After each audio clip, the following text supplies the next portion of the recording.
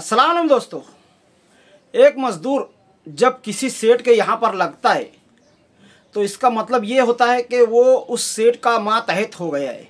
यानी साफ लफ्ज़ों में अगर कहें तो अब उस मज़दूर के साथ अगर कुछ गलत होता है, वो एक वक्त भी भूखा रह जाता है, तो उसके लिए अल्लाह तबारक व तआला उस सेठ की पकड़ करेंगे। जिस तरह से पड़ोसियों का हक़ होता है, रिश्तेदारों का हक़ होता है, इसी तरह से अगर एक सेठ ने किसी मज़दूर को काम पर लगाया है तो अब मज़दूर के ताल्लुक़ से सेठ को ज़िम्मेदार करार दे दिया जाता है। और इसका सबूत मैं यूँ ही नहीं कह रहा हूँ। हज़रत उमर फ़ारूक रज़ियल्लाहु ताला अन्हु जब अपने ग़ुलाम को सफ़र के लिए लेकर निकले थे ऊँट पर सवारी के लिए, तो उन्होंने ये तय किया था कि कुछ रास्ता ऊँट की नकील पकड़कर हज़रत उमर फ़ारूक रज़ियल्लाहु ताला अन्हु चलेंगे और कुछ देर वो ग़ुलाम चलेगा। यानी अपनी बराबरी का सलूक दिया था। आज के हमारे सेठ लोगों के लिए ये पैगाम है हज़रत उमर फ़ारूक रज़ियल्लाहु ताला अन्हु की तरफ से कि अपने मातहतों के साथ, अपने मज़दूरों के साथ, अपने ग़ुलामों के साथ इसी तरह से बराबरी का सलूक करें। आज मालेगांव का मज़दूर बराबरी नहीं चाहता है, वो तो सिर्फ़ और सिर्फ इतना चाहता है कि महंगाई के हिसाब से उसको मज़दूरी बढ़ा करके दी जाए।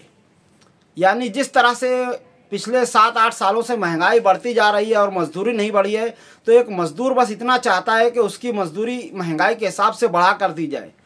और इसीलिए मैं इस तरह की वीडियोस बनाता रहता हूं और बड़े बड़े पंगे लेता रहता हूं।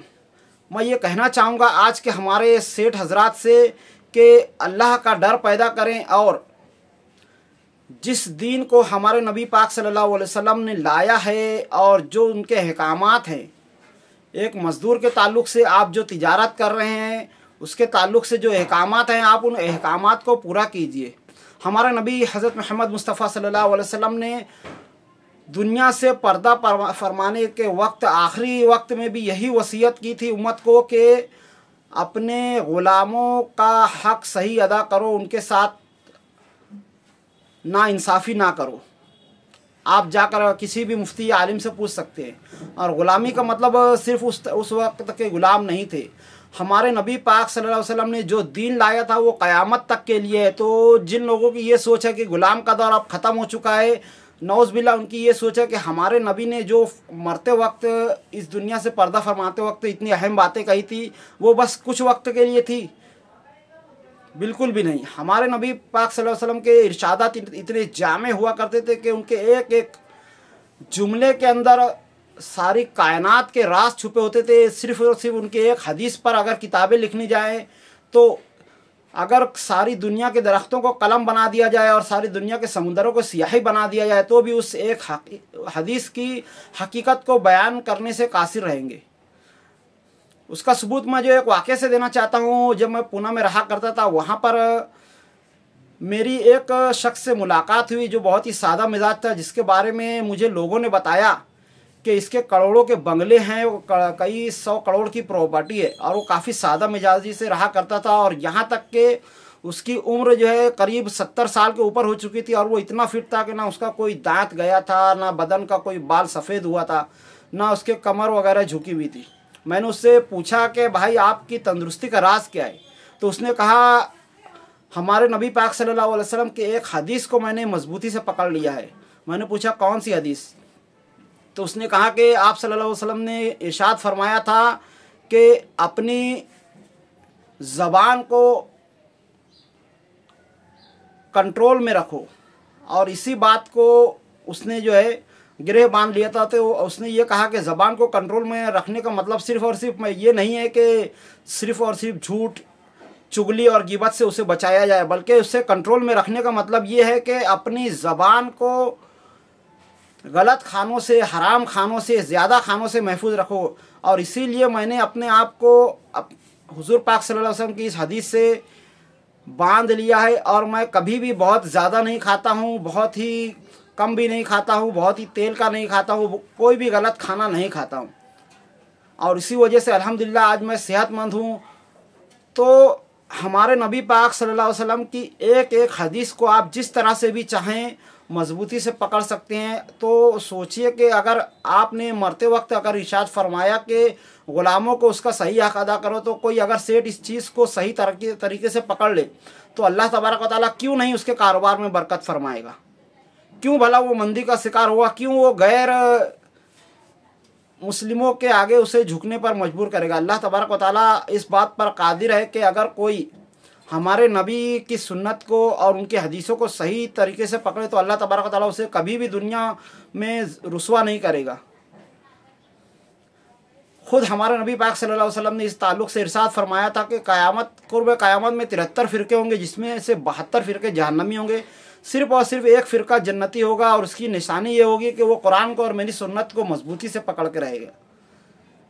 आज वक्त आ गया है कि हमारे सेठ हजरात भी इसी तरह के से हमारे नबी की सुन्नत को मजबूती से पकड़ें, सूद वगैरह से बचे, मज़दूरों के साथ नाइंसाफ़ी करना बंद करें।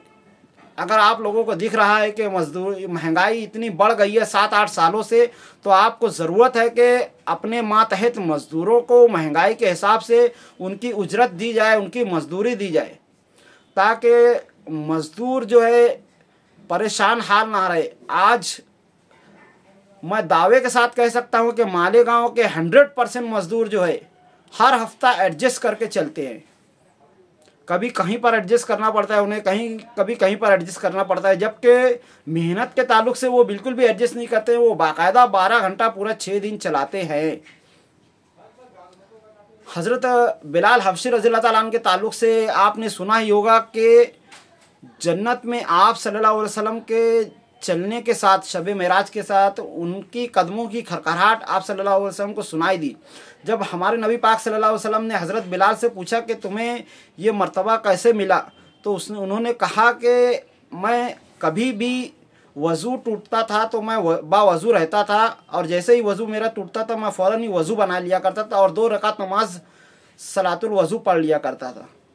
तो एक ग़ुलाम को हमारे नबी सल्लल्लाहु अलैहि वसल्लम के दौर में इतना ज़्यादा आराम मिलता था कि वो हमेशा बावज़ू रहने की ताकत रखता था। आज हमारे मालेगांव के मज़दूरों को इतना आराम तक नहीं मिलता है कि वो 5 वक्त नमाज़ों की पाबंदी कर सकें।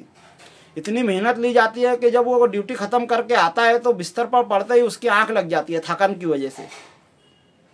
हमारे सेठ हजरात को चाहिए कि मज़दूरों के साथ इस तरह की नाइंसाफ़ियाँ करना बंद करें, और हमारे मज़दूर हजरात से मैं कहूँगा कि ज़रा दीनदारी को मजबूती से पकड़े, हराम खाने को बंद करें, पूड़ी वगैरह खाना ये सब बंद करें, अपनी कमाई को, मेहनत की कमाई को हराम चीज़ों में डालना बंद करें। मज़दूर हजरात से मैं ये कहना चाहूँगा कि आज बहुत सारे मज़दूर हजरात जो रात ड्यूटी करते हैं, मैंने उन्हें देखा है कि हेडफोन लगा कर वो सारी रात गाने सुन कर के अपनी ड्यूटियाँ करते हैं। ये एक आप अपनी हराम रोज़ी को गुनाह की तरफ ले जा रहे हैं। अपनी हराम रोज़ी को अल्लाह का जिक्र करते हुए अगर आप गुजारेंगे तो ज़्यादा बेहतर होगा। और हेडफोन लगा कर इस तरह से 12 घंटा मुसलसल गाना सुनना किसी भी तरीके से जायज़ नहीं है आपके लिए। आप अपनी कमाई को मनहूस बना रहे हैं। तो आज की वीडियो में इतना ही, मिलते हैं अगली वीडियो में। तब तक के लिए खुदा हाफिज़। अस्सलामु अलैकुम व रहमतुल्लाहि व बरकातुहू।